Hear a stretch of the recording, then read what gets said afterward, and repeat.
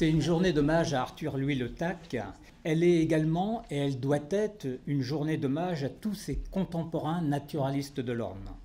En compilant à travers tant de publications les observations naturalistes de ses collègues, en rédigeant des notes sur ceux-ci, Le Tac rend directement et consciemment hommage à ceux-ci et à tous ceux qui comptent parmi ses amis. Ce trait a fait de lui le lien, le ciment de l'ensemble des activités naturalistes ornaises à la fin du XIXe et au début du XXe siècle. Et c'est sans doute un des traits parmi les plus originaux et les plus attachants de sa personnalité que cette relation particulière à ses collègues. Cela a déjà été dit, c'est notre auteur le plus prolixe des centaines de publications, je ne m'y attarderai pas. À nous aujourd'hui de rendre hommage à ces naturalistes de notre cher département. Au milieu et à la fin du XIXe siècle, la population ornaise atteint 444 000 habitants, à comparer aux 290 000 aujourd'hui. Parmi ce presque demi-million d'habitants, combien de naturalistes? Eh bien, seulement quelques dizaines. Les trois quarts de la population sont des agriculteurs ou des métiers liés à l'agriculture, et l'oisiveté qu'est cette activité naturaliste ne sied guère aux agriculteurs du département de l'Orne.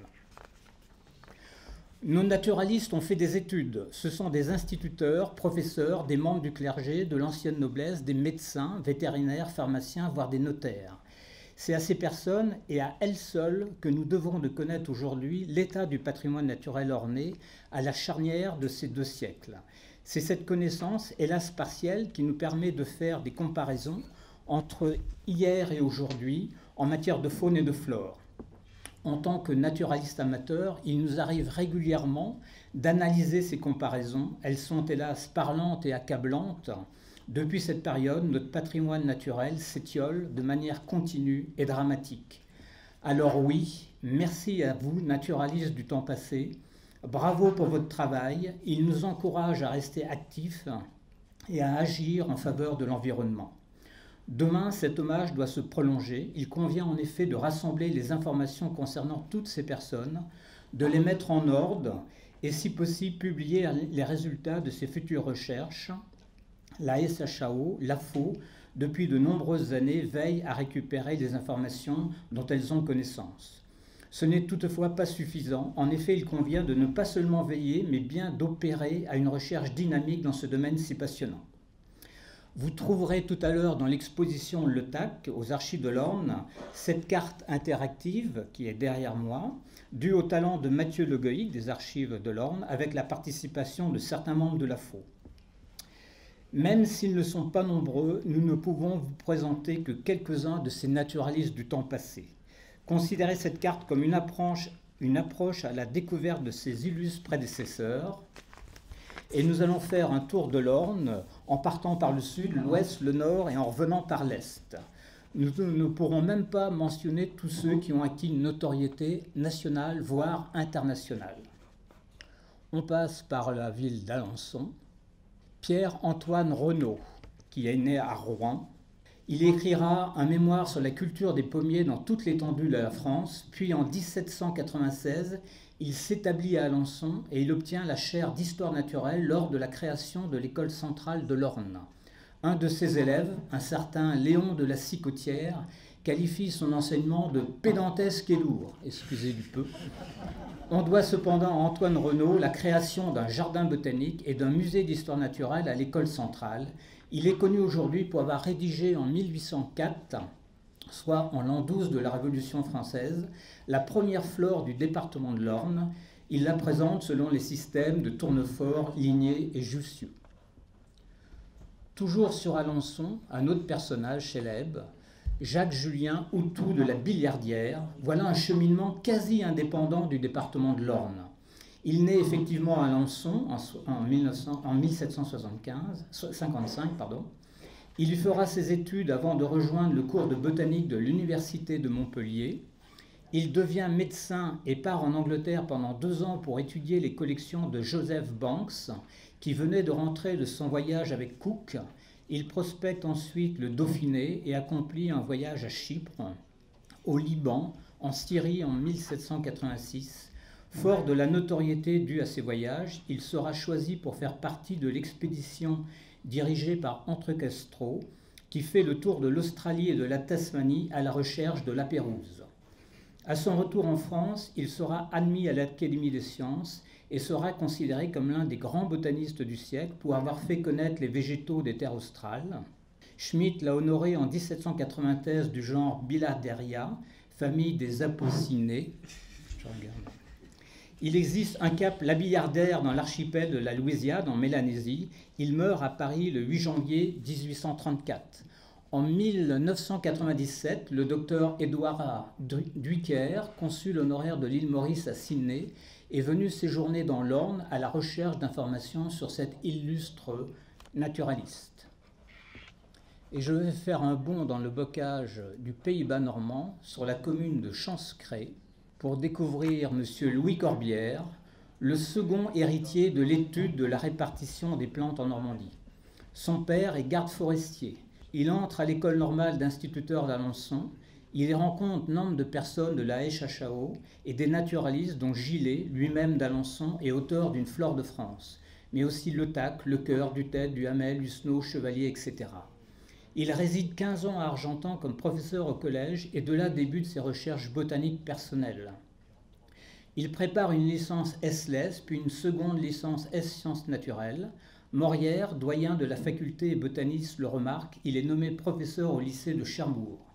Corbière est avant tout l'auteur de la Nouvelle Flore de Normandie, publiée en 1893, avec à la suite 2 suppléments en 1995 et en 1997. Il est ainsi le digne successeur de Debrébisson, auteur de la première Flore de Normandie en 1836, qui constituera un événement marquant dans l'histoire de la botanique de notre région.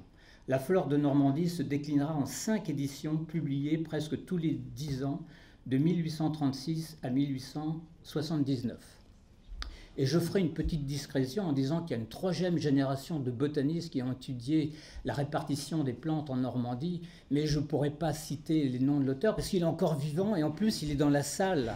Et je parle de Michel Provost, auteur en 1990 de l'Atlas botanique de Basse-Normandie et auteur de la Flore de Normandie. Qu'on trouve toujours en librairie d'ailleurs. À des prix tout à fait intéressants. Et là, je fais un saut de puce de Chanzcray à la commune d'à côté, Domfront, pour arriver à Auguste Chevalier. Et là, j'emprunte à Bernard Desgrippes, historien du Pays-Bas normand, cet extrait d'étude. Botaniste, phytogéographe, naturaliste, professeur, systématicien, Auguste Chevalier est le type même du savant complet et laborieux.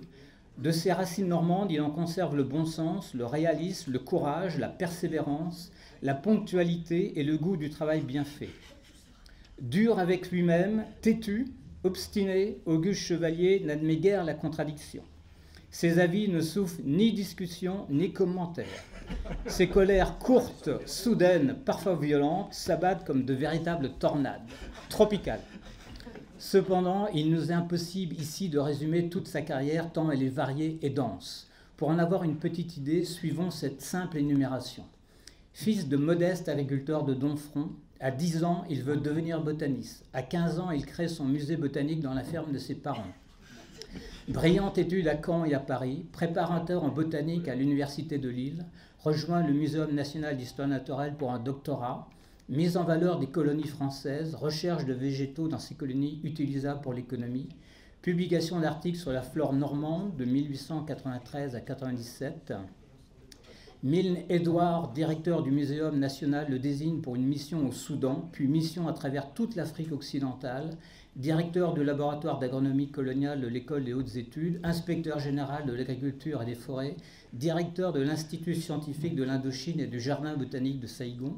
1921, il crée la Revue de botanique appliquée, président de la Société linnéenne de Normandie, voyage en Tunisie, Brésil, à nouveau en Afrique, professeur au Muséum national, 15e mission qu'il conduit au Sahara. Et le premier, il montre que le Sahara était autrefois parcouru par des vallées fertiles. Puis, île du Cap-Vert, Canaries, Madère, URSS, Sénégal, Guinée, entre à l'Académie des sciences, puis à l'Académie d'agriculture dont il devient président, puis il devient président de l'Académie des sciences, membre de la Linnéenne Société, commandeur de l'Ordre national de la Légion d'honneur. Il décède à Paris en 1953 à l'âge de 80 ans. 83 ans. Et je fais un tout petit bond tout en haut de la Suisse normande, à Caen, pour retrouver Pierre Tranquille-Husneau, voilà un joli prénom pour cet illustre botaniste. Après l'école primaire à Caen, puis le collège de Condé-sur-Noireau, où il manifeste déjà un goût très vif pour la botanique, Husneau entre en 1858 à l'école d'agriculture de Grignon. Là, il herborise et fait la connaissance de botanistes du Muséum national d'histoire naturelle. Un de ceux-ci, Cosson, le cite régulièrement pour ses découvertes de plantes rares. Sa vocation est définitivement fixée, la botanique. Il rentre à Caen et fait de nombreux voyages. Il sillonne ainsi l'Angleterre, les Pyrénées, les Alpes, les Canaries, la Colombie, les Antilles, le Jura, l'Auvergne, où il collecte de très nombreux échantillons. Il parcourt la Normandie, le Maine, la Bretagne, l'Anjou, à la recherche des documents pour sa flore analytique et descriptive des mousses du Nord-Ouest, publiée en 1873, et dédiée à De Barbisson, son grand ami. Il fonde la Revue nationale de bryologie. Il acquiert une réputation mondiale avec ses 3 publications majeures, 1881 Hepaticologia Gallica, 1882 Sphagnologia Europaea, 1894 Muscologia Gallica. Il publie aussi de nombreuses monographies sur les plantes à fleurs avec des dessins originaux, nombreux, qui rendent plus aisée l'identification des végétaux. Il reçoit en 1894 le prix Montiane de l'Académie des sciences. Maire de Caen pendant 50 ans, il s'intéresse vivement à l'agriculture locale et publie Pré et herbage, Conseils aux agriculteurs et Agriculture et politique. Sa mémoire se perpétue par le genre Usnotellia et de très très nombreuses espèces qui lui sont dédiées. Nous pouvons regretter en 2003 le sort réservé à sa maison natale et à ses objets personnels si précieux pour la science, donnés en legs à la collectivité locale par ses petites filles, mesdemoiselles Auger. Je fais un grand saut en revenant vers l'est du département pour retourner sur le pays d'Auge, à Tigehuil, pour vous parler de Jean-Baptiste Alphonse Deschauffour de Bois-Duval. C'est l'un des plus célèbres entomologistes de France. Il est né à Tigehuil, il décédera à Tigehuil, mais sa carrière est avant tout parisienne. Il devient docteur en médecine en 1827, puis docteur ès sciences. Il se spécialise dans l'étude des papillons. Le Muséum Auberture de Rennes accueille sa superbe collection. Ses publications sont innombrables, essentiellement sur les papillons, Genera et Index Methodicus Europaeorum Lepidopterum en 1840, faune entomologique de l'océan Pacifique, etc. Il participe avec le comte Dejean à l'iconographie des coléoptères d'Europe. Ses ouvrages magnifiquement illustrés en couleur atteignent actuellement des fortunes sur le marché des livres anciens. En 1832, avec des amis, il crée la Société entomologique de France, dont il sera par 3 fois élu président. Je compulse actuellement des ouvrages qui traitent de l'ensemble des papillons diurnes du monde et je coche à chaque fois que je trouve, après le binôme latin déterminant toutes les espèces vivantes, le nom du déterminateur Bois-Duval. J'en suis aujourd'hui à plusieurs centaines de binômes et ce n'est pas fini. Je me souviens aussi de cette excursion au Mont Vallier en Ariège, dans les Pyrénées, où arrivé au sommet, vers les 3000 mètres, la végétation n'était plus composée que de quelques plantes rases soumises au vent froid, mais là, à l'abri de quelques rochers, cette petite zygène, ce sont des tout petits papillons noirs et à couleur rouge, et cette zygène, c'était la zygène dénommée Zygaena antillidis, Bois-Duval, 1828. Un drôle de raccourci entre mon pays natal, le pays d'Auge, et cet illustre entomologiste de notre département. Bois-Duval échange avec les grands naturalistes de son temps, Lacordaire, Edwards, Butler, Batz, Doubleday, Duponchel, etc. À la mort de Bois-Duval, son fils remet ce précieux lot de correspondance à un jeune curé de la paroisse de Tigehuil, un certain Arthur Louis Le Tac.